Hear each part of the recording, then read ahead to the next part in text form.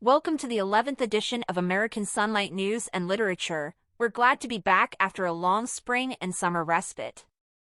The Perennial. Well, now, it's time to face up to that long-favorite derision of our candidate, Mark Greene, from detractors who would rather accept the other perennials who have been elected to office time and again but who have a record of nonconformity to the wishes of their constituents, with the exception, of course, of conforming to their puppeteers.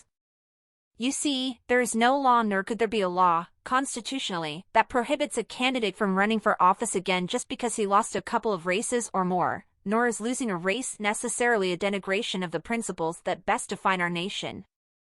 Mark lost the race in which he opposed the war in Iraq before it started in 2003, and the general consensus, now, is that the decision to start that war was terrible and based on intentionally faulty excuses and evidence. For the record, Mark's reflections about that period are on the Library of Congress website. In another race, 13 years later, Mark lost the 2015 Federal Way City Council, Position 1 race but got close to 50% of the vote in spite of the intentionally rigged rating given to him by a private political ratings outfit that desperately wanted Mark's opponent to win. They even sent him to the wrong address at first for an interview and uncharacteristically failed to publish their candidate questionnaires. Not to mention that the newspaper columnist who derided Mark all throughout that 2015 campaign was a board member of that same ratings outfit. Nice and convenient, huh? The other columnist, who was practically in tandem with the board member/columnist, went under his satire name, Mr. Federal Way, yet, lo and behold, he actually lived in Maple Valley, so he should have been named Mr. Maple Valley.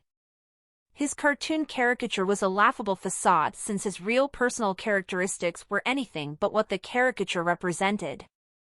Yet these two columnists were very influential in Mark's defeat, as the deck was stacked against Mark from the beginning. Very unfair and very misleading, to put it nicely.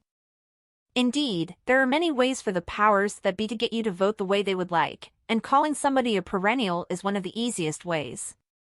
It's also called marginalizing the candidate that they wish to defeat and realizing that the gullible masses won't notice that they are trying to hoodwink them yet again. Perennials come in all shapes and sizes and all stripes, elected and non-elected, good and bad, and supported by the establishment or not. If the propagandists that are hardly electioneering on behalf of the people can decide an election by one single word, they have won the game before it has started. There's nothing like success as far as they are concerned, but their version of success is like Lucy holding the football. This is all fun analogies and everything, but politics is very serious, so let's fool them this year by voting for Greene for council in 2023. For once, the perennial for the people will win. So long, and thank you for listening to the 11th in a series of American Sunlight News and Literature podcast. Strength, Honor, and Nation.